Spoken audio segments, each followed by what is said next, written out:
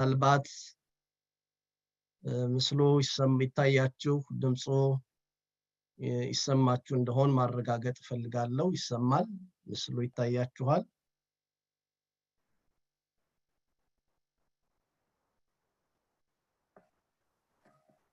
እሺ ይታያችኋል አይደል? ምስሉ ጥሩ። ጥናታችንን እንቀጥላለን። እንደምታስታውሱት የቅዱስ ዮሐንስን ወንጌል ለማጥናት እንደ መግቢያ አድርገን የጀመርነው ቅዱሳት መጻሕፍትን የምናጠናበት የምንመረምርበት መሰረታዊ ዓላማ ምንድነው? ወይም ቅዱሳት መጻሕፍትን ማጥናት መመርመር ለምን አስፈለገ የሚል ሐሳብ አንስተን ሶስት ቁም ነገሮች ተምረናል። መጀመሪያ ያየነው ራሳችንን ከስህተት ትምህርት ለመጠበቅ የሚለውን ክፍል ነው።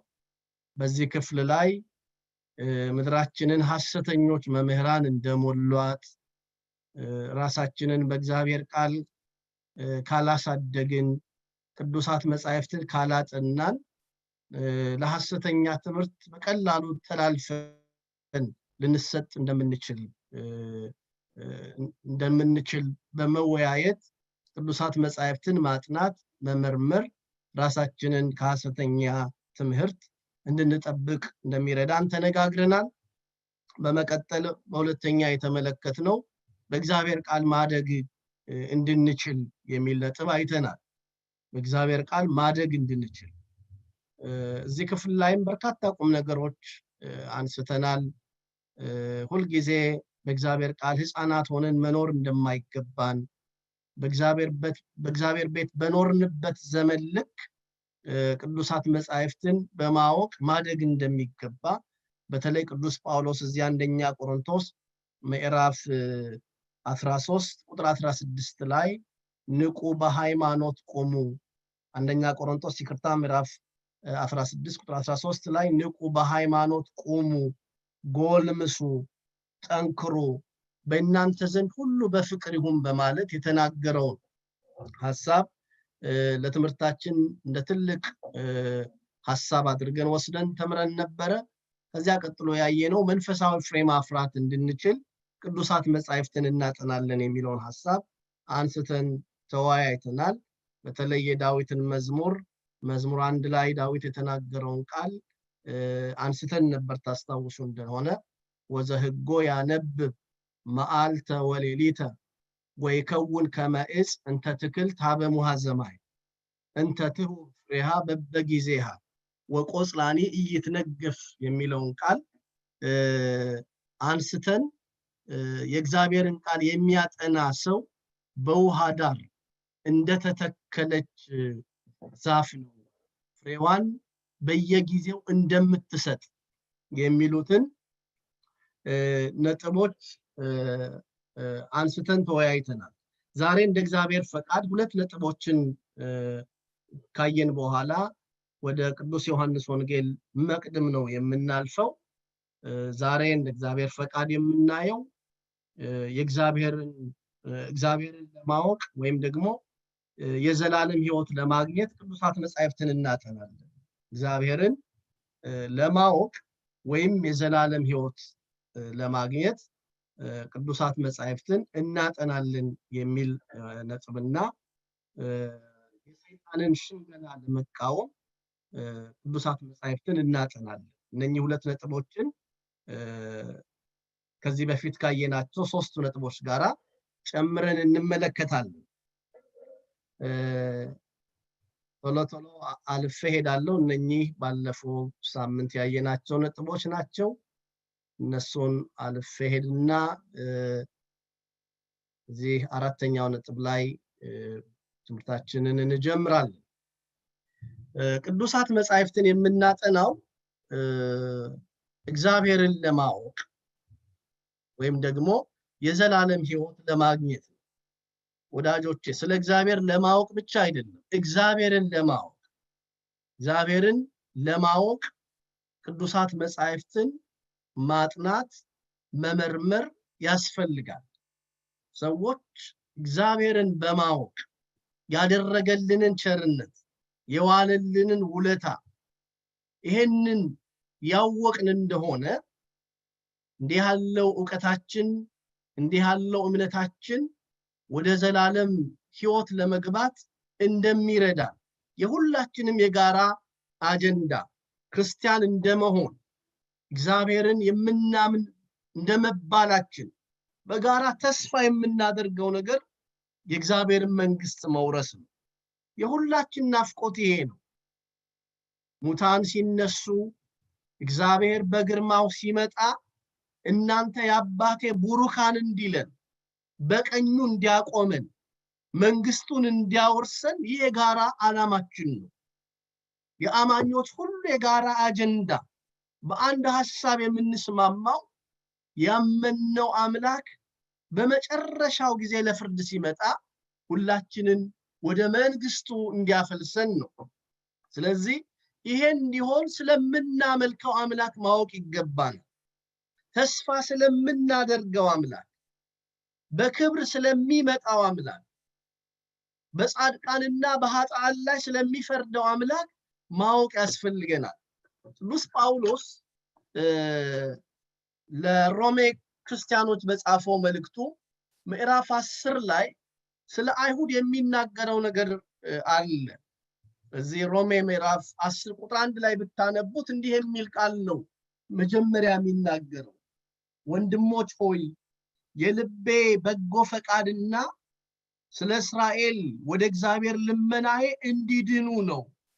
በእውቀት አይቅኑ እንጂ ለእግዚአብሔር እንዲቀኑ መሰክርላችኋለሁና የእግዚአብሔርን ጽድቅ ሳያውቁ የራሳቸውን ጽድቅ ሊያቆሙ ሲፈልጉ ለእግዚአብሔር ጽድቅ አልተገዙ። የሚያምኑ ሁሉ ይጸድቁ ዘንድ ክርስቶስ የሕግ ፍጻሜ ነውና በማለት ነው የሚጀምረው። በሥጋ የእግዚአብሔር ሕዝቦች የተባሉ የአብርሃም ዘር የሆኑ እስራኤል ቅዱስ ጳውሎስ ዘመዶቼ ናቸው እነኚህ፣ ስለ እስራኤል ያለኝ የልቤ ምኞት ዘወትርም በእግዚአብሔር ፊት ለእነርሱ የምጸልየው እስራኤል ሁሉ እንዲድኑ ነው። በእውቀት አይቅኑ እንጂ ለእግዚአብሔር እንዲቀኑ አውቃለሁኝ። ልብ አድርጉ ወዳጆች፣ እግዚአብሔርን ይወዱታል። በእውቀት አይደለም። ማንነቱን አላወቁም፣ ያደረገውን አላወቁም። በምድር መካከል የሰራውን እግዚአብሔር የላከውን ጽድቁን አላወቁም። ለእግዚአብሔር እንዲቀኑ እመሰክርላችኋለሁ ካለ በኋላ የእግዚአብሔርን ጽድቅ ሳያውቁ የራሳቸውን ጽድቅ ሊያቆሙ ሲፈልጉ ለእግዚአብሔር ጽድቅ አልተገዙም። ከእውነተኛው ጽድቅ የዘላለም ሕይወት ከሚገኝበት መንገድ የእግዚአብሔር ሕዝብ የተባሉ እስራኤል ወጡ በማለት ከተናገረ በኋላ ቁጥር 14 ላይ ደግሞ እንዲህ የሚል ቃል ተናገረ። እንግዲህ ያላመኑበትን እንዴት አድርገው ይጠሩታል? ባልሰሙትስ እንዴት ያምናሉ? ያለ ሰባኪ እንዴት ይሰማሉ? መልካሙን የምስራች የሚያወሩ እግሮቻቸው እንዴት ያማሩ ናቸው ተብሎ እንደተጻፈ ካልተላኩ እንዴት ይሰብካሉ? ነገር ግን ሁሉ ለምስራቹ ቃል አልታዘዙም። ኢሳይያስ ጌታ ሆይ ምስክርነታችንን ማን አመነ ብሏልና። እንግዲያስ እምነት ከመስማት ነው፣ መስማትም በእግዚአብሔር ቃል ነዋል። ልብ አድርጉ ምእመናን፣ እምነት ከመስማት ነው፣ መስማትም በእግዚአብሔር ቃል ነው አለ ቅዱስ ጳውሎስ። ሰዎች ወደ ዘላለም ሕይወት እንዲገቡ፣ ሰዎች እግዚአብሔርን እንዲያውቁ ቅዱሳት መጻሕፍትን ማጥናት አለባቸው። ባለፈው ሳምንት አንድ የአባቶችን ብሂል ተናግሬ ነበር። ካልተማሩ አያውቁ፣ ካላወቁ አይጸድቁ የሚል ቃል ተናግሬ ነበር። ሰው እግዚአብሔርን ካላወቀ፣ ሰው ስለ እግዚአብሔር እንደሚገባው ካልተማረ እንዴት አድርጎ የዘላለም ሕይወት ያገኛል? እንዴት አድርጎ ወደ እግዚአብሔር መንግስት ይገባል? የእግዚአብሔር ሐሳብ ምን እንደሆነ እንዴት ያውቃል?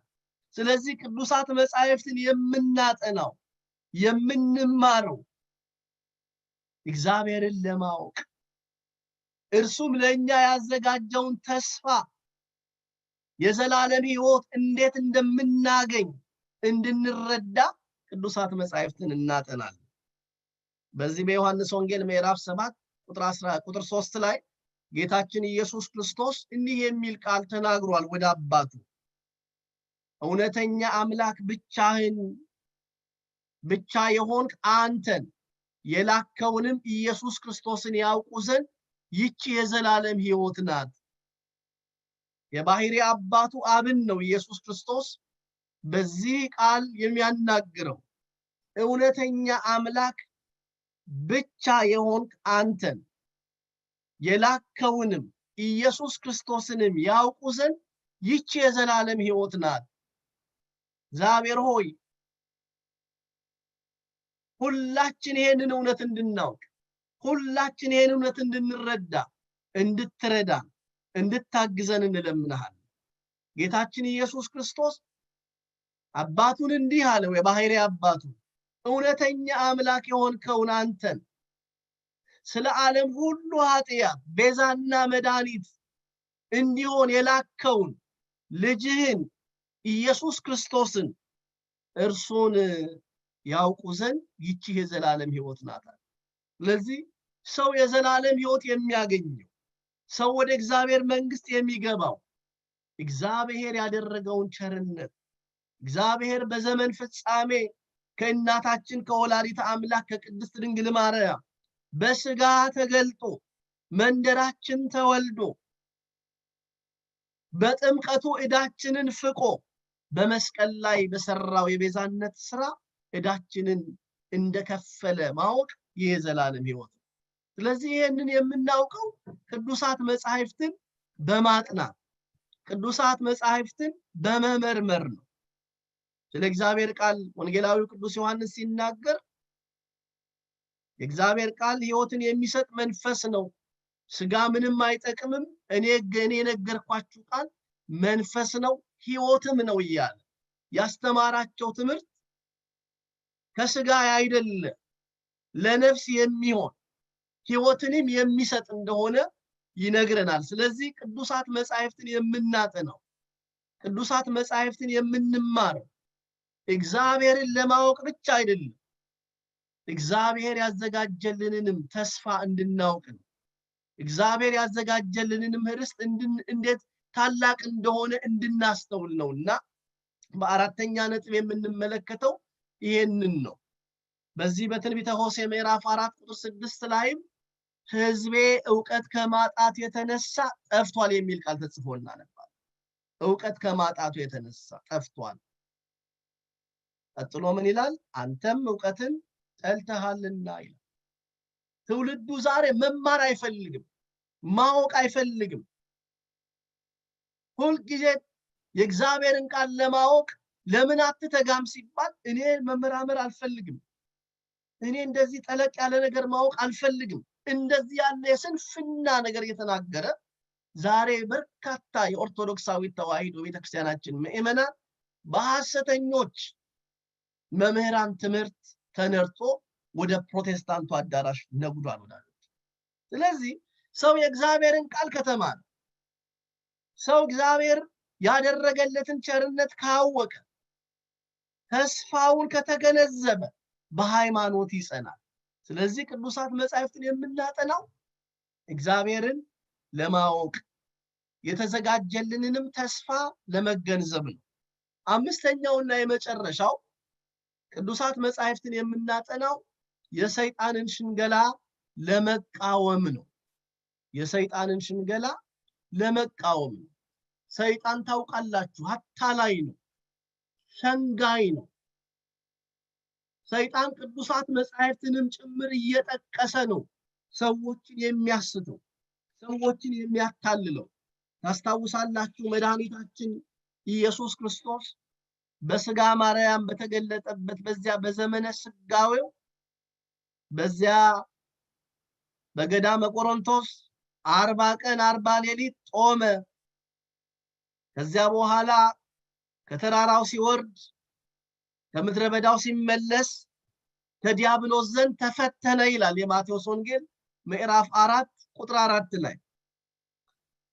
ከክፍሉ ከቁጥር 1 ጀምሮ አነባለሁኝ። እንዲህ ይላል፣ ከዚያ ወዲያ ኢየሱስ ከዲያብሎስ ይፈተን ዘንድ መንፈስ ወደ ምድረ በዳ ወሰደው። 40 ቀንና 40 ሌሊትም ከጦመ በኋላ ተራበ። ፈታኙም ቀርቦ የእግዚአብሔር ልጅ ከሆንክ እነዚህን ድንጋዮች እንጀራ እንዲሆኑ ብላ አለው። እርሱም መልሶ ሰው ከእግዚአብሔር አፍ በሚወጣው ቃል ሁሉ እንጂ በእንጀራ ብቻ አይኖርም ተብሎ ተጽፏል አለው ይላል። ተመልከቱ፣ ዲያብሎስ ወይም ፈታኙ ወደ ጌታ ቀርቦ ጥቅስ ጠቅሶ ነው በእውነት ይሄንን እንጀራ ይሄንን ድንጋይ ምንድነው የሚለው? የእግዚአብሔር ልጅ ከሆንክ እነኚህን ድንጋዮች እንጀራ እንዲሆኑ በላ ነው። ይቻልሃል፣ አንተ የእግዚአብሔር ልጅ ስለሆን ይሄንን ድንጋይ እንጀራ አድርገው ርቦሃልና ብላ አለው። ኢየሱስ ክርስቶስም ከመጽሐፍ ቅዱስ ጠቅሶ ነገረው። በዘዳግም ምዕራፍ 6 ቁጥር በዘዳግም ምዕራፍ 8 ቁጥር 3 ላይ እንዲህ አለ፣ ሰው ከእግዚአብሔር አፍ በሚወጣ በቃሉ ጭምር እንጂ በእንጀራ ብቻ አይኖርም ተብሎ ተጽፏል። አያችሁ፣ ዲያብሎስ ሸንግሎ አታሎ ጌታን ሲፈትነው ጌታም ቅዱሳት መጻሕፍትን ጠቅሶ የዲያብሎስን ሽንገላ ተቃወመ። በዚህ ብቻ አያበቃም፣ ሌላም ጥቅስ ጠቅሶለታል። ከዚህም በኋላ ዲያብሎስ ወደ ቅድስት ከተማ ወሰደውና እርሱን በመቅደስ ጫፍ አቁሞ መላእክቱን ስላንተ ያዝዝልሃልና እግርህ በድንጋይ ከቶ እንዳትሰናከል በእጆቻቸው አነሷል ተብሎ ተጽፏልና የእግዚአብሔር ልጅ ከሆን ወደ ታች ራስህን ወርውር። ከመቅደስ ላይ ራሱን እንዲወረውር ላንተ እኮ ተነግሮልሃል፣ እንዲጠብቁ እንዲረዱ በእግርህ ወድቀህ እንዳትሰናከል መላእክቱን ስላንተ ያዝዛቸዋል ተብሎ በመዝሙር 90 ተጽፏል አለ ዲያብሎስ። አያችሁ፣ ዲያብሎስ ጥቅስ ያውቃል።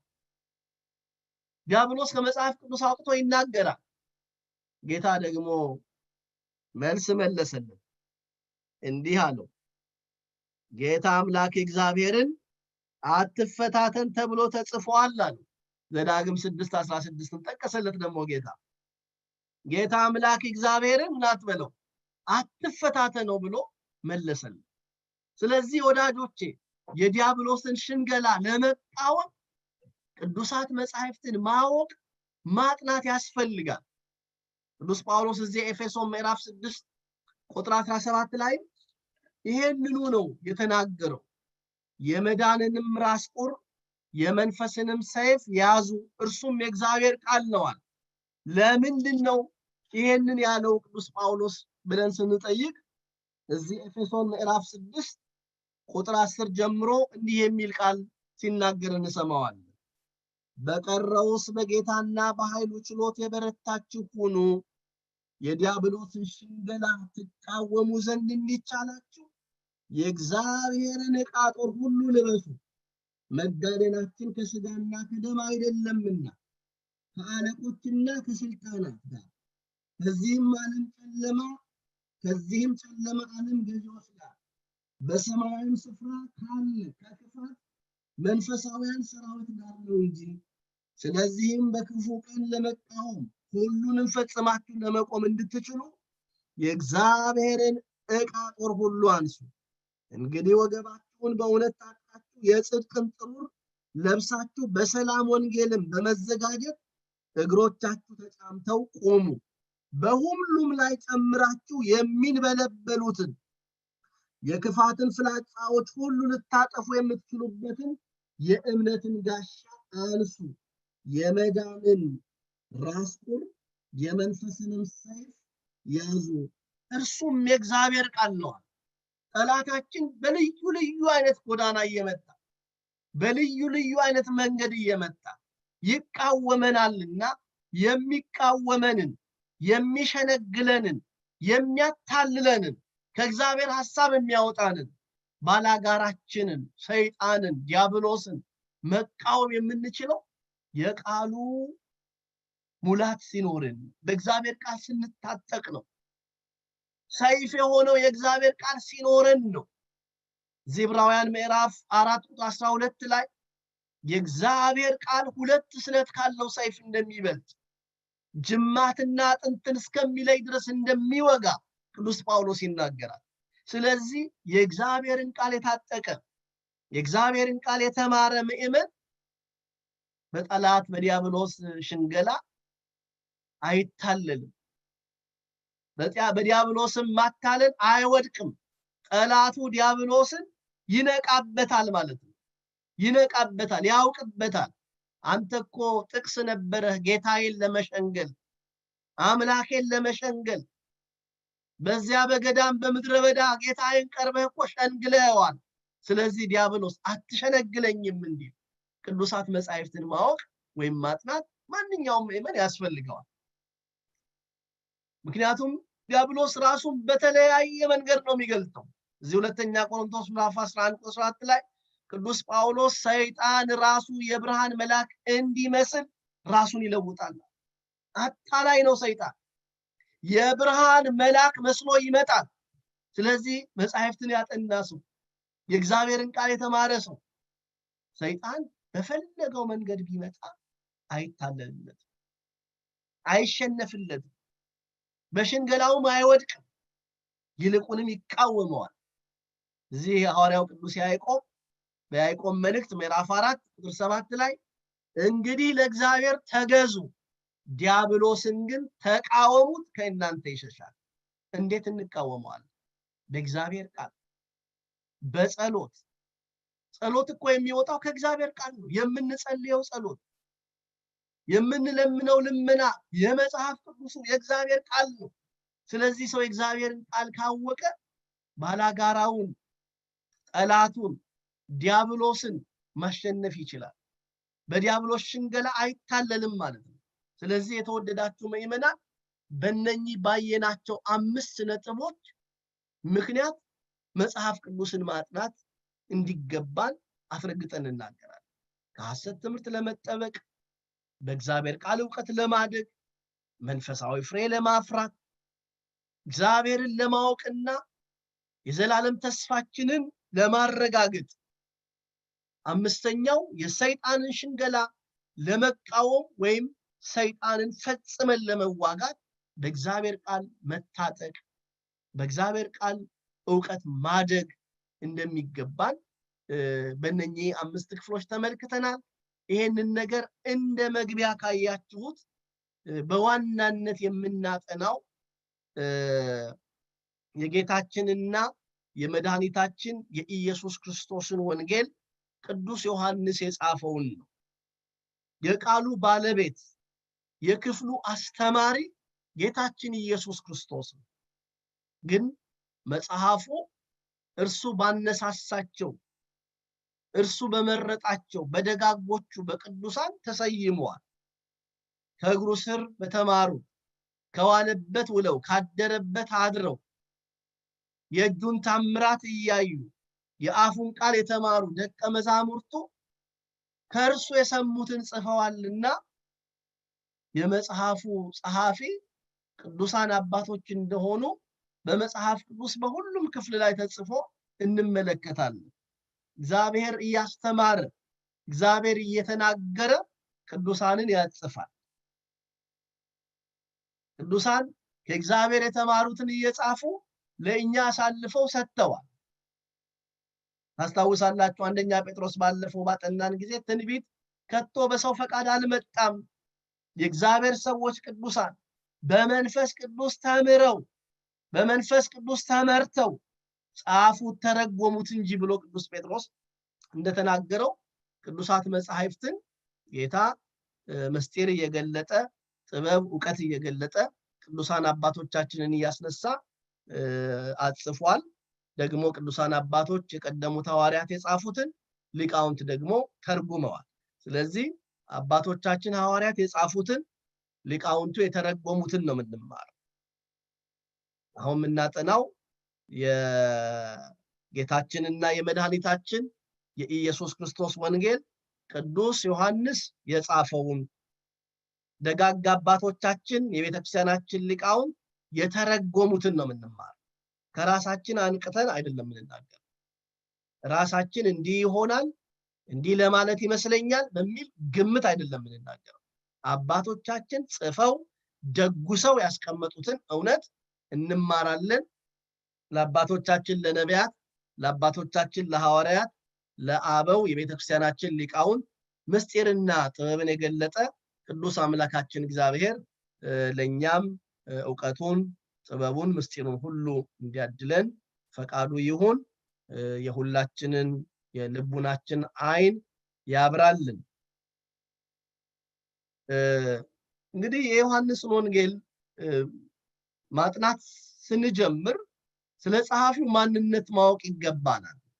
መጽሐፉን ስንጀምር የመጽሐፉ ጸሐፊ ማን ነው ወይም የወንጌሉ ጸሐፊ ማን ነው የሚለውን ማወቅ ይገባል። ይህን የምናደርግበትም ምክንያት አለ። ጸሐፊው ያው ሁላችሁም እንደምታውቁት የዘብዴዎስ ልጅ ወንጌላዊው ቅዱስ ዮሐንስ ነው። በዚህ በቅዱስ ወንጌል ላይ ዮሐንስ በሚል ስም የተጠራ አንድ ታላቅ የእግዚአብሔር ሰው አለ፣ ታውቃላችሁ። መጥምቀ መለኮት የተባለ አባቱ የልዑል እግዚአብሔር ካህን የሆነው የዘካርያስ ልጅ መጥምቁ ዮሐንስን ታውቁታላችሁ። እናቱ ቅድስት ኤልሳቤጥ ትባላለች። ነገረ ልደቱ በሉቃስ ወንጌል ምዕራፍ 1 ቁጥር 8 ጀምሮ ተጽፏል። አሁን ስለርሱ አይደለም የምናወራው። ስለዚህ ይሄንን እንድንለይ የዚህን መጽሐፍ ጸሐፊ ማንነት በደንብ ማወቅ ያስፈልገናል። የመጽሐፉ ጸሐፊ የዘብዴዎስ ልጅ ወንጌላዊው ቅዱስ ዮሐንስ። የጸሐፊው ማንነት ማወቅ የሚያስፈልገን አባቶቻችን እንደነገሩን ከመልካም ዛፍ መልካም ፍሬ እንደሚገኝ ከደገኛ መምህር፣ ሃይማኖቱ ከቀና መምህር የቀናች ሃይማኖት ትገኛለችና ጸሐፊው ማን እንደሆነ ማወቅ ያስፈልገናል። ስለ ጸሐፊው ማንነት ካላወቅን መጽሐፉን መረዳት አንችልም። ለዚህ ነው ዛሬ በዓለማችን አንዳንድ ጸሐፊያን መጽሐፍትን ጽፈው ሲጨርሱ በመጽሐፉ ላይ ስማቸውን አንዳንዴ ፎቶአቸውን እያደረጉ ኃላፊነት በመውሰድ ጭምር ራሳቸውን ይገልጣሉ። ይሄን መጽሐፍ የጻፍኩት እኔ ነኝ፣ በዚህ መጽሐፍ ላይ የተጻፈው ማናቸውም ሐሳብ ተጠያቂ ነኝ ሲሉ ስማቸውን በመጽሐፉ ላይ ያሰፍራሉ።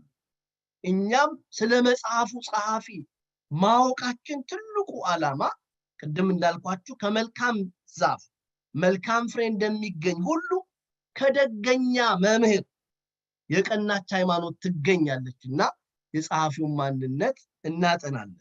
መቅደመ ወንጌሉም እንደዚህ ነው የሚለን። መቅደመ ወንጌሉ ላይ ስታነቡ እንዲህ የሚል ቃል ታገኛላችሁ።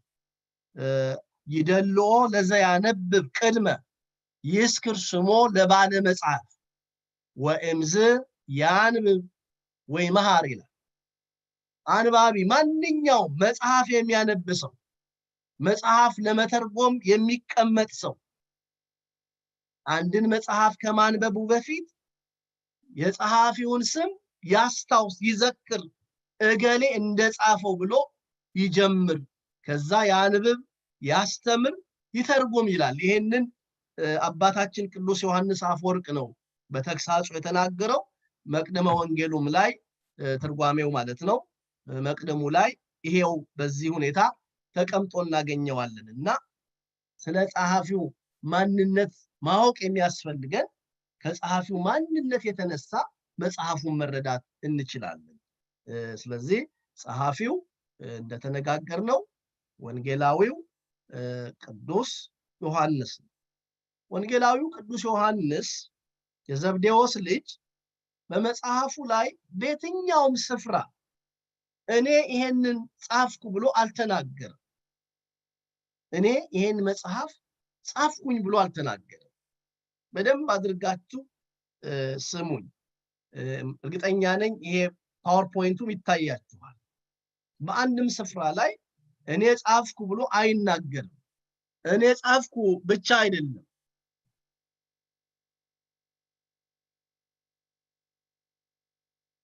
ይቅርታ መቆራረጥ አለ እንዴ መቆራረጥ አለ ይሰማል ጋሽ ታፈሰ ሰማችሁ ይሆን ይሰማል ቀሲስ ይሰማል እሺ እግዚአብሔር ይስጥልኝ የወንጌሉ ጸሐፊ እኔ ጻፍኩ በማለት አይናገርም እንዲያው በዚህ በዮሐንስ ወንጌል ላይ በአንድም ስፍራ የራሱን ስም አይጽፍም ቅዱስ ዮሐንስ የራሱን ስም አይጠቅስም በመጽሐፉ ላይ ስለራሱ ሲገልጥ እንኳን ሌላኛው ደቀ መዝሙር በማለት ብቻ ነበር የሚገልጥ ቀሲስ ፓወርፖይንቱ ሼር እየተደረገ አይደለም ሼር አድርጉት እስቲ ሼር አድርጉት አይደለም ሼር አይደለም ቀሲስ አቤት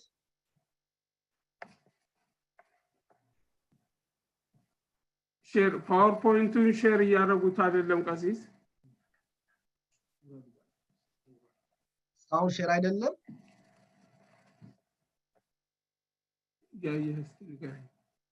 ይታያችሁ ይሆን ይቅርታ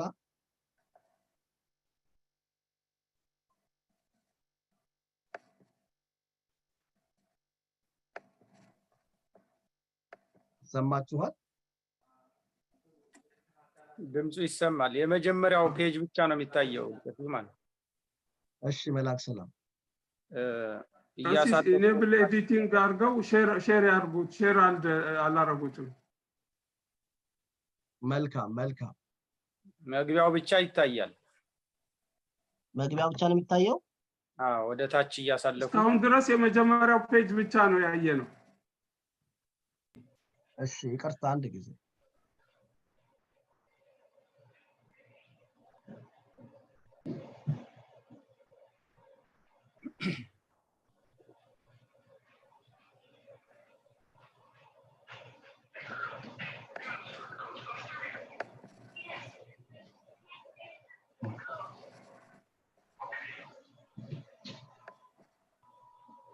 ቀሲስ ኢኔብል ኤዲቲንግ የሚል አለ እርሶ እንትን ላይ ኢኔብል ኤዲቲንግ ወይና ሼር ያደረኩት ታያችኋል አሁን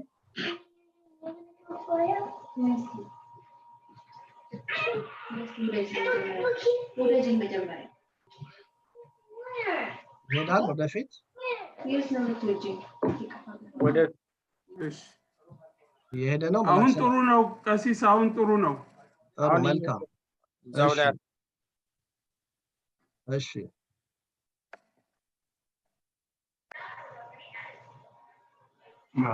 ከዚህ ጀምረን እንድንሄድ አድርጋለሁ በጣም ይቅርታ እንደሚሰማችሁ ገምቼ ነበር ወይም እንደምታዩት ገምቼ ነበር ተናገር የነበረው አሁን የወንጌሉ ጸሐፊ ማን ነው የሚለውን ሐሳብ እንደምታዩት ተስፋ አደርጋለሁ ይታያል በጣም ጥሩ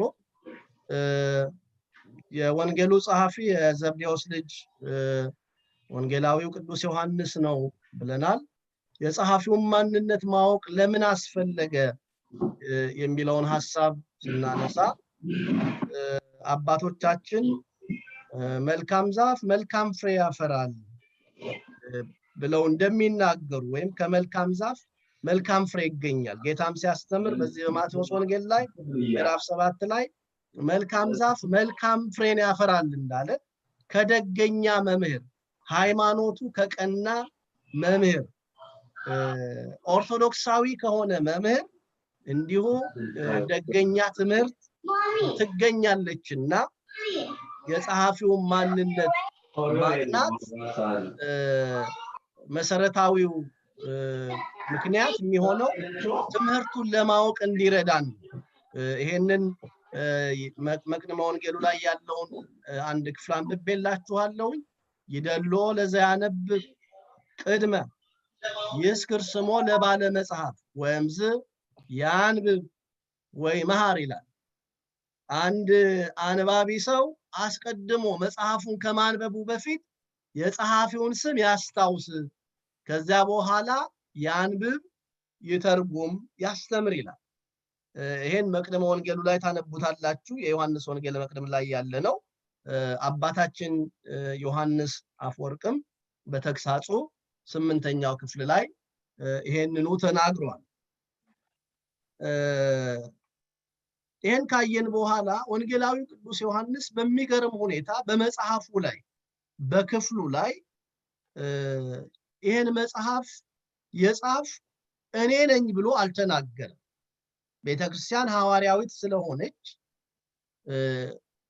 ጸሐፊው ማን እንደሆነ መጽሐፍትን እንዲሁ መጽሐፍ ቅዱስን ምስክር አድርጋ በብዙ ምስጢር ወንጌላዊው ቅዱስ ዮሐንስ መሆኑን ታረጋግጣለች። ጸሐፊው ግን በየትኛውም ክፍል ላይ እኔ ጻፍኩ አላለም። በጣም ትሁት ስለነበረ ቅዱሳን አባቶቻችን ደጋግ አባቶቻችን የሰሩትን ስራ እኔ ሰራው ብለው አይናገሩም። ዛሬ በዓለማችን እኔ ይሄን አደረኩ እኔ ይሄን ሰራው እኔ ይሄን ፈጠርኩ ተብሎ በሚነገርበት ዘመን የደጋግ አባቶቻችን በርካታ ነገሮች ለቤተክርስቲያን አድርገው ሲያልፉ በአንድም ስፍራ ኃጢአተኛው አገልጋይ ገሌ እያሉ መልካም የሆነ ነገር ሲያዩ ራእይ እንኳን ሲመለከቱ ያዩትን ራእይ ለቤተክርስቲያን የሚጠቅም እንደሆነ ከተረዱ አንድ የማይዋሽ ሰው ነገረኝ እያሉ መጽሐፈ መነኮሳት የምታጠኑ እኔ ይሄን ራእይ አየሁኝ እኔ ይሄንን ህልም አየሁኝ አይሉ የማይዋሽ ሰው ነገረኝ ይላሉ። ያ የማይዋሽ ሰው የሚሉት ራሳቸው ነው። በጣም የሚደንቅ ነው ወዳጆቼ። የደጋግ አባቶቻችን የቀደሙ አባቶቻችን ትህትና ዛሬ ሁሉ አዋቂ መስሎ በሚታይበት ዘመን ደጋግ አባቶቻቸውን ግን ያደረጉትን እንኳን ነገር ሸሽገው ነበር የሚያዝ። ወንጌላዊ ቅዱስ ዮሐንስም መጽሐፉን እኔ ጻፍኩ አይልም። እንደውም ስሙን እንኳን በዮሐንስ ወንጌል ላይ ተጽፎ አናገኘው። ስሙን ዮሐንስ ወይም እኔ ዮሐንስ ብሎ አልተናገረም። ይልቁንም በመጽሐፉ ላይ ስለራሱ ሲገልጥ ይጠቀም የነበረው ሌላኛው ደቀ መዝሙር እያለ በዚህ አጋጣሚ ወንጌላዊው ቅዱስ ዮሐንስ የዮሐንስ መጥምቅ ደቀ መዝሙር ነበር። የዮሐንስ ደቀ መዝሙር ነበር። በዚህ በዮሐንስ ወንጌል ምዕራፍ 1 ቁጥር 41 ላይ ከዮሐንስ ዘንድ ሰምተው ከተከተሉት ከሁለቱ አንዱ የስምዖን ወንድም እንድርያስ ነበረ ነው የሚለው። ከሁለቱ አንዱ ይላል። ራሱን አልገለጠም። ስለ እንድርያስ ጻፈ፣ የእንድርያስን ስም ጠቀሰ፣ የራሱን ስም ግን አልጠቀሰም ነበር። እንዴት ያለ ትሁት ሰው ነው! በሌላ ክፍል ላይ ደግሞ ተመልከቱ። በዮሐንስ ወንጌል ምዕራፍ 18 ቁጥር 15 ላይ ስምዖን ጴጥሮስም ሌላውም ደቀ መዝሙር ኢየሱስን ተከተሉት ይላል። እዚህ ክፍል ላይ ደግሞ ዮሐንስ ራሱን ሲገልጥ ሌላው ደቀ መዝሙር ነው ማለት ነው። ሌላውም ደቀ መዝሙር ኢየሱስን ተከተሉት ይላል።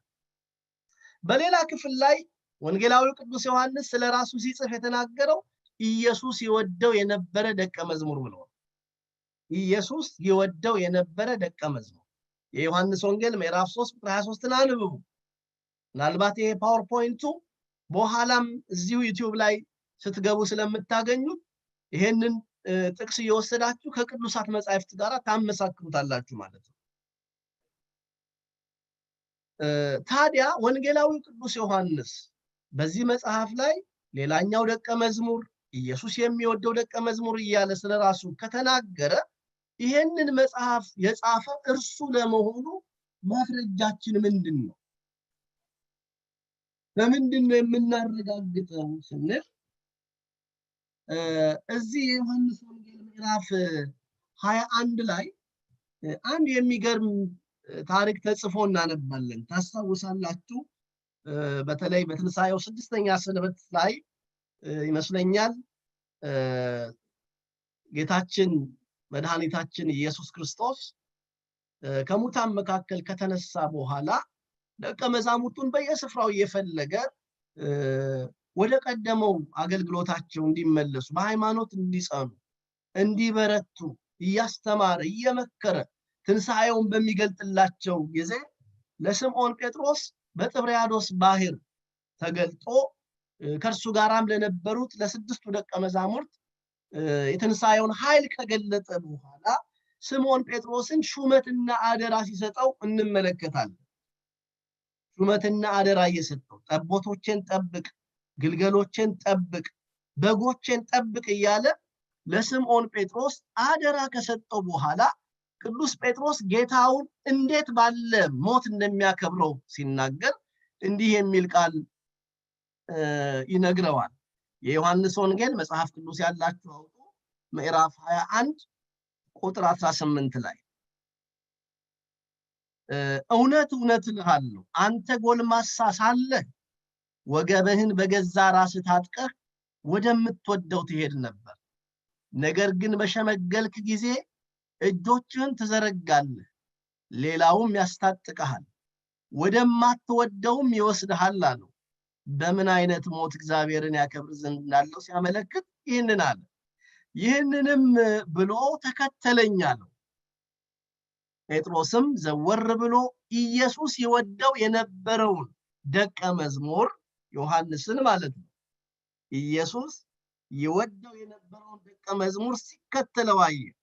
እርሱም ደግሞ በእራት ጊዜ በደረቱ ተጠግቶ ጌታ ሆይ አሳልፎ የሚሰጥህ ማን ነው ያለው? ይሄ ዮሐንስ ነው።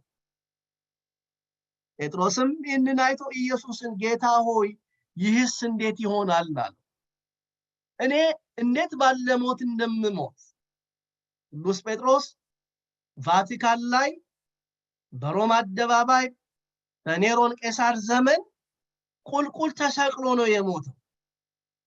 ቁልቁል ተሰቅሎ ጌታውን በሞት ያከበረው ነው ቅዱስ ጴጥሮስ። ታዲያ ስለ ዮሐንስ ደግሞ ጠየቀው። የኔን ነገርከኝ፣ ይሄኛውስ እንዴት ይሆናል አለው። ኢየሱስም እስክመጣ ድረስ ይኖር ዘንድ በወድስ ምን አግዶህ አለው። እስክመጣ ድረስ ይኖር ዘንድ በወድስ ምን አግዶህ አለው። አንተ ተከተለኝ።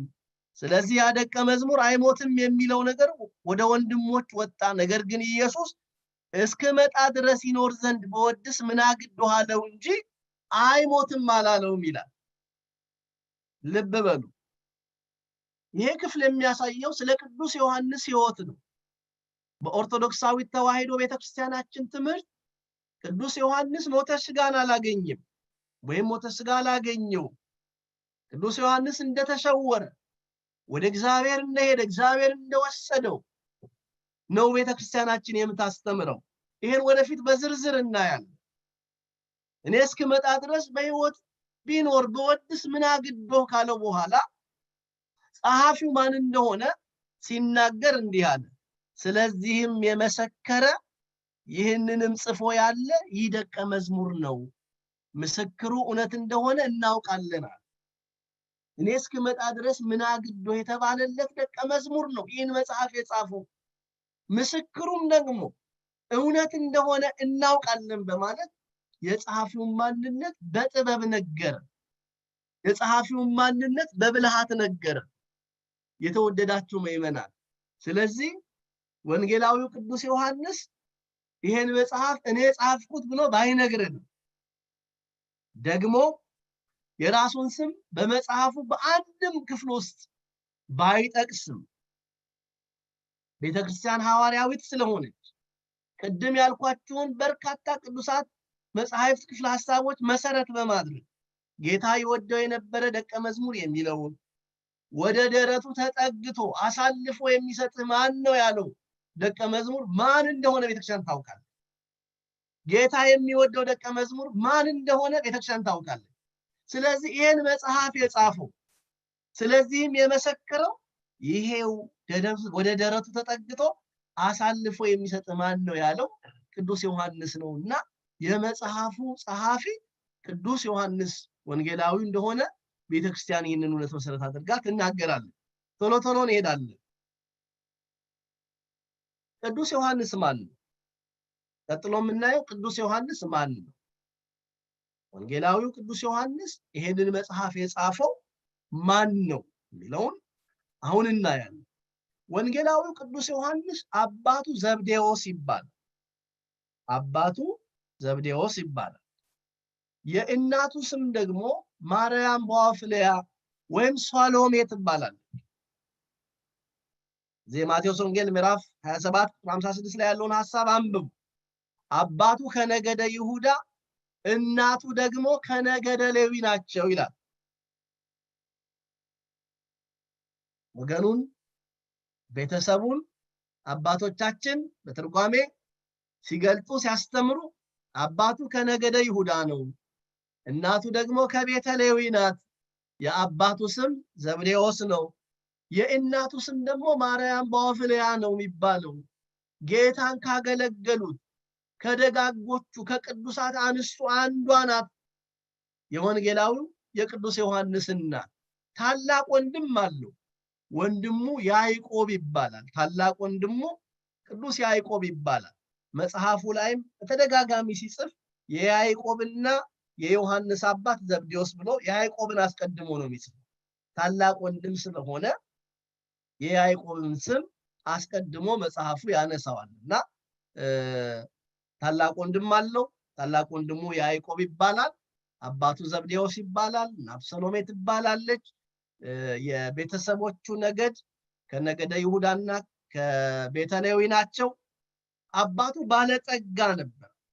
ባለጠጋ ነበር። ብዙ ሙያተኞች ያሉ፣ ብዙ ሰራተኞች ያሉ፣ በተለይ በአሳ ማጥመድ ስራ ላይ የሚተዳደር ሰው እንደነበር በዚህ በማርቆስ ወንጌል ምዕራፍ 1 ቁጥር 20 ላይ እናነባለን። በዚህ በማርቆስ ወንጌል ምዕራፍ 1 ቁጥር 20 ላይ እንዲህ የሚል ቃል ተጽፎ እናነባለን።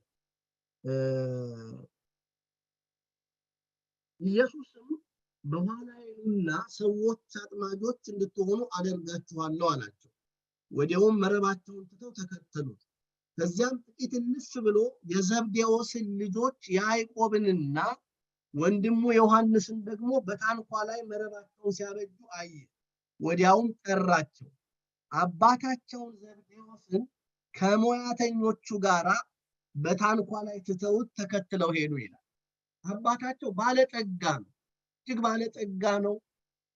የባለጠጋ ልጆች ሆነው የዚህ ዓለም ሐሳብ ሳያጓጓቸው ተመልከቱ። የባለጠጋ ልጅ መሆናቸው ለክርስቶስ ጥሪ ለወንጌል ጥሪ የቀረበላቸውን ነገር ቸል ሳይሉ፣ ብዙዎቻችን የዚህ ዓለም ነገር የሞላልን እንደሆነ ሌላው አያሳስበን።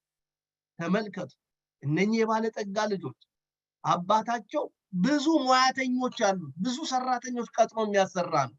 ግን የወንጌሉ ጥሪ ወደ እነርሱ ሲመጣ አባታቸውን ከሙያተኞቹ ጋር ትተውት ጌታን ተከትለው እንደሄዱ መጽሐፍ ቅዱሳችን ይነግረናል። የስሙ ትርጓሜ ደግሞ ምንድነው? ዮሐንስ ማለት ምን ማለት ነው? በዕብራይስጥ እግዚአብሔር ሩህ ነው ወይም እግዚአብሔር ቸር ነው ማለት ሲሆን በግዕዙ ፍስሐ ወሐሴት ተብሎ ተጠርቷል። ፍስሐ ወሐሴት፣ ፍስሐ ማለት ደስታ ማለት ነው። ደስታ፣ ሐሴትና ደስታ ማለት። ሐሴት በጣም ከደስታ ይልቅ እጅግ ጥልቅ የሆነ ልባዊ የሆነ ደስታን የሚገለጥበት ቃል ነው ሐሴት። ስለዚህ ዮሐንስ ማለት ፍስሐ ወሐሴት ማለት ነው። የመጽሐፍ ቅዱስ መዝገበ ቃላት ላይ ደግሞ ስትሄዱ ዮሐንስ ማለት የእግዚአብሔር ጸጋ ማለት ነው ብሎ ይተረጉማል ወይም ይጽፋል። መጽሐፍ ቅዱስ መዝገበ ቃላት ላይ የእግዚአብሔር ጸጋ ብሎ ይጠራዋል። ለሐዋርያነት ስራ የተጠራው ከዓሣ አጥማጅነት ነው። ቅድም ያነበብኩት ክፍል ይበቃችኋል። የማርቆስ ወንጌል ምዕራፍ 1 ቁጥር 20 ላይ አይታችኋል። አባታቸውን ዘብዴዎስን ትተው ያዕቆብና ዮሐንስ ጌታ ኢየሱስ ክርስቶስን ተከትለውት እንደሄዱ ተጽፎ እናነባለንና ከዓሣ አጥማጅነት ስራ ለሚበልጥ የወንጌል ስራ ሰዎችን እንዲያጠምዱ፣ ነፍሳትን ወደ እግዚአብሔር ጉባኤ እንዲያመጡ፣ ብዙዎችን በወንጌል መረብነት ከዓለም ከክፉ ዓለም ከአምልኮተ ባዕድ ነጥቀው እንዲያወጡ ጌታችን አምላካችን መድኃኒታችን ኢየሱስ ክርስቶስ በዘመነ ስጋዌው ለወንጌል ስራ ከጠራቸው ደቀ መዛሙርቱ ያዕቆብና ዮሐንስ ከአባታቸው ከዘብዴዎስ አጠገብ የዓሣ አጥማጅነት ስራቸውን ትተው ጌታን ተከትለውታል። አስቀድሞ ዮሐንስ ወንጌላዊ የዮሐንስ መጥምቅ ደቀ መዝሙርም ሆኖ ነበር። እንደውም በዚህ በዮሐንስ ወንጌል ምዕራፍ 1 ቁጥር 41 ላይ 10 ሰዓት ያህል ሄዶ ከጌታ እግር ስር አስቀድሞ ተምሮ ነበርና ይሄ ሐዋርያ ይሄ ደግ አባት ወንጌላዊ ቅዱስ ዮሐንስ በረከቱ ለሁላችን ይድረሰን። ስለዚህ የተወደዳችሁ ምእመናን ይሄን ማወቅ እጅግ ታላቅ ነገር መጽሐፍ ቅዱስን ለማወቅ እንደው መትጋት ነው የሚሻለው፣ መበርታት ነው የሚሻለው፣ ልብን ከፍ ከፍ ማድረግ ነው የሚሻለው። ሳናውቅ ሁሉ ጊዜ አንኖር እንጂ ይወቅሰናል እኮ እግዚአብሔር ቅዱሳት መጻሕፍትን በዓለማችን ላይ እንደ ልባችን እንድናገኝ አስተማሪዎችን እግዚአብሔር በዓለማችን ውስጥ እንዲሁ ሲያበዛ እኛ እንድንማር እኛ እንድናውቅ። ስለዚህ ቅዱሳት መጻሕፍትን ለማወቅ በእውነት መትጋት ያስፈልጋል። ቅዱስ ዮሐንስ የተጠረባቸውን ስሞች እናያለን። ለዛሬ የመጨረሻውን ክፍሎች እናይና እናቆማለን። ቅዱስ ዮሐንስ በተለያየ ስሞች ተጠርቷል። ቅዱስ ዮሐንስ የተጠረባቸው ስሞች ወይም አስማተ ዮሐንስ የሚለውን እናያለን። ወልደ ነጎድጓድ ተብሎ ተጠርቷል። ወልደ ነጎድጓድ ተብሎ ተጠርቷል።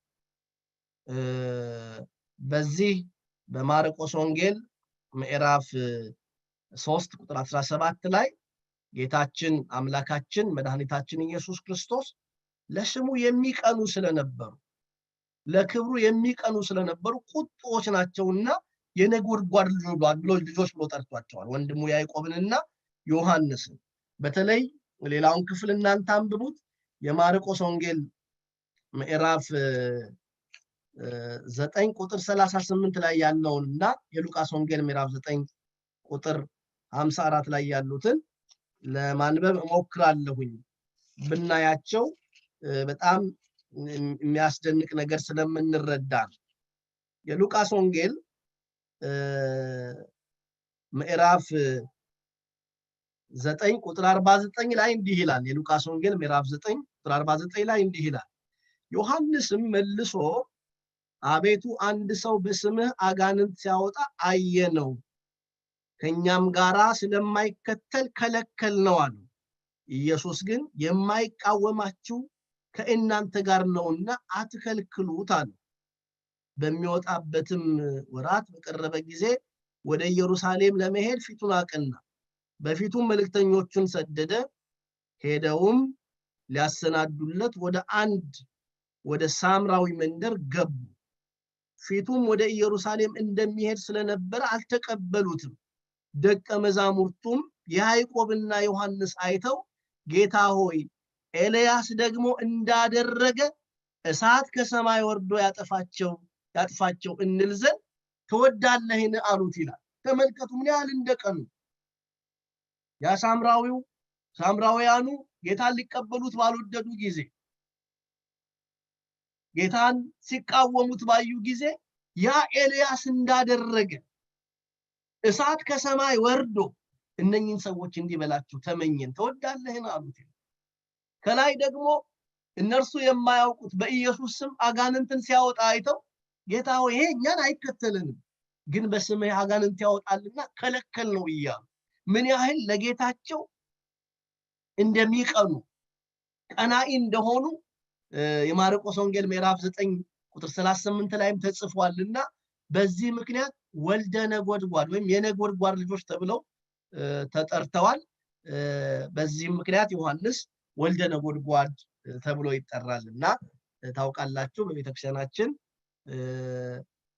በቅዱስ ዮሐንስ ስም ከተቋቋሙት አብያተ ክርስቲያናት አንዱ በሀገራችን በአዲስ አበባ የሚገኘውን የወልደ ነጎድጓድ ቅዱስ ዮሐንስ ቤተክርስቲያን ታውቁታላችሁና ለዚህ ሐዋርያ ለዚህ ወንጌላዊ መታሰቢያ የሚሆን መቅደስ ነው። ሁለተኛ ፍቁረ እግዚ ወይም የጌታ ወዳጅ ተብሎ ተጠርቷል። የጌታ ወዳጅ ፍቁረ እግዚ ወይም የጌታ ወዳጅ ተብሎ ተጠርቷል። እነኚህ የምታዩዋቸው ክፍሎች ወይም ጥቅሶች ሁሉ ይሄንን በግልጥ ያሳዩናል። ጌታ የሚወደው ደቀ መዝሙር፣ ጌታ የሚወደው ደቀ መዝሙር እያለ ተብሎ ተገልጧል። ጌታ ለምንድን ነው የሚወደው ብትሉ እስከ መስቀለ ሞቱ ድረስ የተከተለው እስከ መጨረሻ ድረስ ከእርሱ ጋር የሆነው ወንጌላዊው ቅዱስ ዮሐንስ እናታችን ድንግል ማርያም ለዮሐንስ እናት እንድትሆነው በዮሐንስ በኩል ደግሞ ለኛ ለሁላችን እናት እንድትሆን የተሰጠችበት የመስቀል ስጦታ ናት ድንግል ማርያም። የዮሐንስ ወንጌል ምዕራፍ 19 ቁጥር 26 ብታነቡ ይሄንን ታሪክ እዛ ክፍል ላይ ታገኙታላችሁ። በዚህ ምክንያት ፍቁረ እግዚ ወይም የጌታ ወዳጅ ተብሎ ተጠርቷል ቅዱስ ዮሐንስ። ቶሎ ቶሎ እንላለን። ጌታ ይወደው የነበረ ደቀ መዝሙር ተብሎ ተነግሮለታል። ከሌሎች ይልቅ በእምነቱ ጠንካራ ስለነበር ነው ያው ፍቁረ እግዚ ወይም ጌታ የሚወደው ደቀ መዝሙር ተብሎ የተነገረለት። ሶስተኛው ታኦጎሎስ ወይም ቴዎጎሎስ ተብሎ ተጠርቷል። ታኦጎሎስ ወይም ቴዎጎሎስ ተብሎ ተጠርቷል። በዚህ በግሪኩ ቋንቋ ነባቤ መለኮት ማለት ነው። ነባቤ መለኮት የመለኮትን ምስጢር የሚናገር በተለይ ምስጢረ ሥላሴን ያብራራ ቀዳሚሁ ቃል በማለት ስለ ኢየሱስ ክርስቶስ ወይም ስለ ቃል ከዘላለም ከእግዚአብሔር ዘንድ እንደነበረ እግዚአብሔር እንደሆነ ኢየሱስ ክርስቶስ ዓለም ከመፈጠሩ አስቀድሞ በማይቆጠር ዘመን አካል ዘእም አካል ባህሪ ዘእምባህሪ ከአብ የተወለደ መሆኑን የጻፈ የተናገረ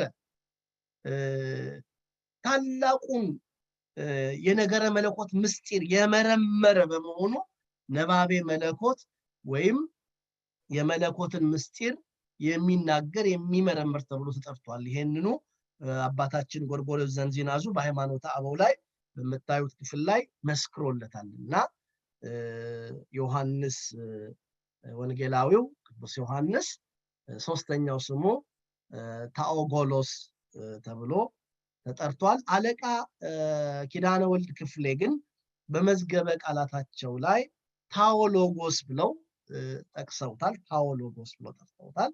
በርካታ የቤተክርስቲያናችን ቅዱሳት መጻሕፍት ግን ታኦጎሎስ በሚል ነው የሚጠሩት። ይሄ ሶስተኛው ስሙ ነው። አራተኛው ቁጹረ ገጽ ተብሎ ተጠርቷል። ፊቱ በሐዘን የጠቆረ ማለት ነው። ታውቃላችሁ ጌታችን አምላካችን መድኃኒታችን ኢየሱስ ክርስቶስ በዕለተ ዓርብ የነበረውን የደረሰበትን መከራ የተቀበለውን መከራ ከሁሉ ደቀ መዛሙርት ይልቅ በቅርብ ሆኖ ያየ ወንጌላዊ ቅዱስ ዮሐንስ እነ ቅዱስ ጴጥሮስ ከሊቀ ካህናቱ ግቢ ወደ ኋላ ሲሉ ሲሸሹ እስከ መስቀል ድረስ ተከትሎ መከራ ሲያጸኑበት ጽሕሙን ሲነጩ በጥፊ ሲመቱት በዘንግ ሲደበድቡት በጅራፍ ሲገርፉት አጥንቱ አልቆ ስጋው አልቆ አጥንቱ ነጭ በረዶ ሆኖ እስኪታይ ድረስ ሲገረፍ መከራን ሲቀበል ያየ ወንጌላዊ ቅዱስ ዮሐንስ ነው። በዚህ በመጽሐፈ ሰዓታት ላይ እሴብ ጸጋከ የሚል የመድኃኔዓለም ምስጋና አለና በአንጻረ መስቀል ቀዊሞ ዮሐንስ በከየ እንዘይብል ወይሌ ወይሌ በመስቀሉ ፊት ቆሞ ዮሐንስ ፊት ለፊት ሆኖ አለቀሰ፣ ፊቱን አጠቆረ፣ አዘነ ብሎ ነው የሚናገረውና ዮሐንስ የማይፈታ ፊት፣ የተከፋ ፊት፣ ሐዘንተኛ ፊት ሆኖ ነው የኖረው ቅዱስ ዮሐንስ። በፍጥሞ ደሴትም እንደዚሁ ሕማሙን እያሰበ ሞቱን እያሰበ መከራውን እያሰበ የኖረ ታላቅ አባት ነው ቅዱስ ዮሐንስ። በረከቱ ለሁላችን ይድረሰን። አምስተኛ አቡ ቀለምሲስ ተብሎ ተጠርቷል። አቡ ቀለምሲስ ተብሎ ተጠርቷል። ይሄ አቡ ቀለምሲስ የሚለው ቃል የጽድቅ ወይም ደግሞ የግሪክ ቃል ነው። በግዕዝ አበራኢ ተብሏል። ወይም ደግሞ ባለ ትንቢት ወይም ባለ ራእይ ማለት ነው። ባለ ራእይ ማለት ነው። ሁላችሁም እንደምታውቁት በፍጥሞ ደሴት በግዞት ወይም በወህኒ ታስሮ በነበረበት ጊዜ በርካታ ምስጢራትን የተመለከተ ታላቅ አባት ነው። ራእየ ህቡዓትም ተብሎ ተጠርቷል። ፍጥሞ ደሴት ላይ ስለ መጨረሻው ፍርድ፣ ስለ ሺው ዓመት፣ ስለ እልፈተ ዓለም በራእዩ ተመልክቶ የጻፈ ይህ ታላቅ አባት ነው ወንጌላዊው ቅዱስ ዮሐንስ። ስለዚህ በዚህ ምክንያት ባለራእዩ ወይም አቡ ቀለምሲስ ተብሎ ተጠርቷል። የምስጢር ሐዋርያም ተብሎ ተጠርቷል። የምስጢር ሐዋርያ ተብሎ ተጠርቷል። ከደቀ መዛሙርቱ ከ12ቱ መካከል የምስጢር ሐዋርያ ተብለው የሚጠሩት ቅዱስ ጴጥሮስ ዮሐንስና ያዕቆብ ናቸውና እዚህ የማርቆስ ወንጌል ምዕራፍ 13 ቁጥር 3 ላይ ስለ ህልፈተ ዓለም ወይም ስለ ነገረ ምጽአቱ ጌታ ሲያስተምር ጊዜው መቼ ነው ብሎ ቀርቦ የጠየቀው ይሄን ምስጢር ለማወቅ ከጌታ ጋር ቀርቦ የተነጋገረው ዮሐንስ እንደሆነ የማርቆስ ወንጌል ምዕራፍ 13 ቁጥር 3 ላይ እናገኛለን። ነገረ ሞቱንም ጌታውን የጠየቀው እሱ ነው። አሳልፎ የሚሰጥ ማን ነው ብሎ ደቀ መዛሙርቱ በታወኩ በተጨነቁ ጊዜ ወደ ደረቱ ተጠግቶ የጠየቀው ወንጌላዊ ቅዱስ ዮሐንስ ነው። በደብረ ታቦርም ላይ ነገረ መለኮቱን ያየ ፊቱ እንደ ፀሐይ ሲያበራ ልብሱም እንደ በረዶ ነጭ ሲሆን ያየ ይሄ ወንጌላዊው ቅዱስ ዮሐንስ ነው። አምደ ሃይማኖት ተብሎ ተጠርቷል። አምድ ማለት መሰረት ማለት አምድ ማለት መሰረት ማለት ቤተክርስቲያናችን በነቢያትና በሐዋርያት ትምህርት ላይ ተመስርታለች ነው የምንለው አይደል? በጌታችን በደሙ የተዋጀች ቤተክርስቲያን በነቢያትና በሐዋርያት ትምህርት ላይ ነው የተመሰረተችው። ስለዚህ የሐዋርያት ትምህርት ለቤተክርስቲያናችን መሰረት ነው። ከነዚህም ሐዋርያት መካከል አምደ ሃይማኖት ተብሎ የተጻፈለት አምደ ሃይማኖት ነው ተብሎ በግልጽ የተነገረለት ወንጌላዊው ቅዱስ ዮሐንስ ነው። ቅዱስ ጳውሎስ ለዚህ ለገላትያ ሰዎች በጻፈው መልእክቱ ምዕራፍ 2 ቁጥር 9 ላይ እንዴት አድርገው ለአገልግሎት ፈቃድ እንደሰጡት ሲናገር ለእርሱና ለበርናባስ እንዴት አድርገው ፈቃዳቸውን እንደሰጡ ሲናገር እንዲህ የሚል ቃል ተናግሯል። ደግሞ የተሰጠኝን ጸጋ አውቀው አእማድ መስለው የሚታዩ ያዕቆብ፣ ኬፋ፣ ዮሐንስም ወደ አሕዛብ እነርሱም ወደ ተገረዙት ይሄዱ ዘንድ ለኔና ለበርናባስ ቀኝ እጃቸውን ሰጡን።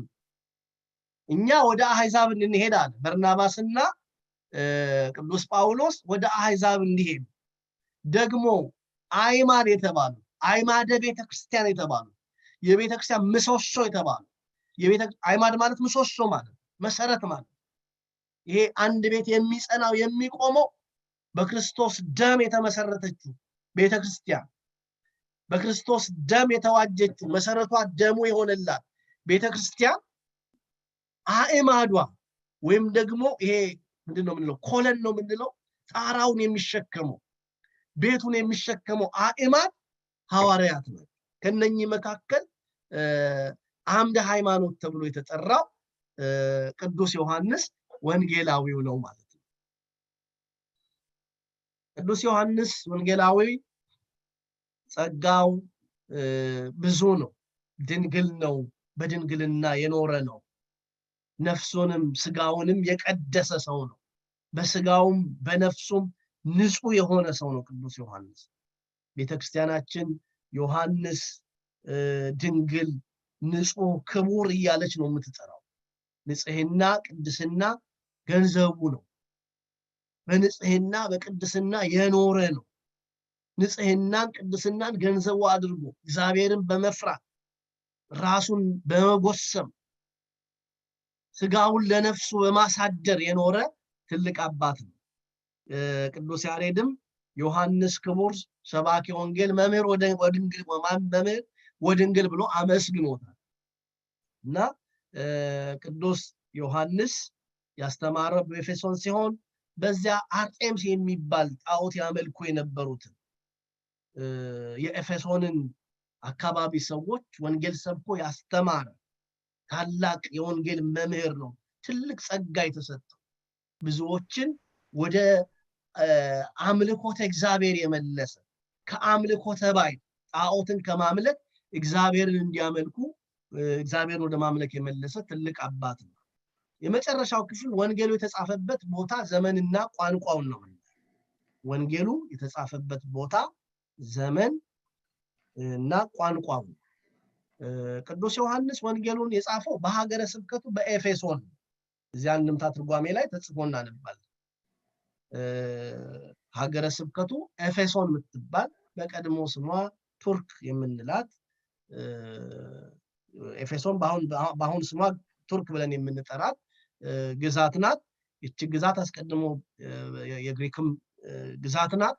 በዚያች ግዛት በኤፌሶን ታስታውሳላችሁ ለሰባቱ አብያተ ክርስቲያናት መልእክትም የጻፈው በዚያው በፍጥሞ ደሴት ሆኖ በኤፌሶን በሀገረ ስብከቱ ነውና ሀገረ ስብከቱ ያገለገለበት ቦታ ወንጌሉንም የጻፈው በዚሁ በኤፌሶን ነው። መጽሐፉ የተጻፈበት ዘመን ጌታ ካረገ በኋላ በ30 ወይም በ35 ዓመት ነው። ጌታ ካረገ በኋላ ከ30 እስከ 35 ዓመት ድረስ ባለው ወቅት ጊዜ ነው። በዚያ ዘመን ኔሮን ቄሳር በሮም የነገሰበት ዘመን ነው። በዚያ እንደተጻፈ ይሄው የመጽሐፍ ቅዱሱ ትርጓሜ ይናገራል። ወንጌሉ የተጻፈበት ቋንቋ የግሪክ ቋንቋ ነው ወይም ጽር የሚባለው ቋንቋ ነው። በዚህ እንደተጻፈ እናውቃለን። ይሄን ያክል ካየን በሚቀጥለው ጊዜ የዮሐንስ ወንጌል የመጽሐፉ ይዘት ምን ይመስላል የሚለውን ነው የምናየው። ይዘቱ ምን አይነት ነው፣ ምን የሚመስል ይዘት አለው የሚለውን በሚቀጥለው ጊዜ እናያለን። በመካከል ስለነበረው የቴክኒክ ችግር ይቅርታ እጠይቃለሁኝ። እንግዲህ እየለመድን በዚህ በፓወርፖይንት ማስተማሩንም እየለመድን ስንመጣ የበለጠ ነገሮች ለኛም እየቀለሉ ለእናንተም ደግሞ እየቀለሉ ይመጣል። ምክንያቱም እዚሁ ፊት ለፊት የተጻፈውን ነው የምታዩት፣ ይሄንኑ ነው ኖት የምትወስዱት። በዚሁ መሰረት ትምህርቱን ስትዘነጉ ወደ ዩቲዩብ ስትገቡ ጥቅሱን ታገኙታላችሁ፣ ሐሳቡን ታገኙታላችሁ። በዚህ መልኩ ትምህርቱን እናስኬዳለን። በተቻለ መጠን ለምንሰማው ለኛ በሚመጥን ለምንሰማው ለኛ በሚቀል ልንረዳው በምንችለው መጠን ነው ለማስተማር እንሞክር። ልንረዳው በምንችለው መጠን መሰረታዊውን ጭብጡን ሳይለቅ ይዘቱን ሳይለቅ ግን በአቀራረብ ለእናንተ አእምሮ በሚመጥን ለምንሰማው ለምናስተምረውም ጭምር አእምሮ በሚመጥን መንገድ የዮሐንስን ወንጌል ወደፊት እናጠናለን። ስለነበረን ጊዜ ሁሉ የእግዚአብሔር ስም የተመሰገነ ይሁን። የእግዚአብሔር ቸርነት፣ የእመቤታችን የድንግል ማርያም አማላጅነት፣ የቅዱሳን አባቶቻችን ጸሎት እርዳታ ሁላችንም ዘወትር አይለየን። አምላካችን ሀገራችንን ዓለማችን ሁሉ ከፈተና ይጠብቅልን። ወስብሐት ለእግዚአብሔር አሜን።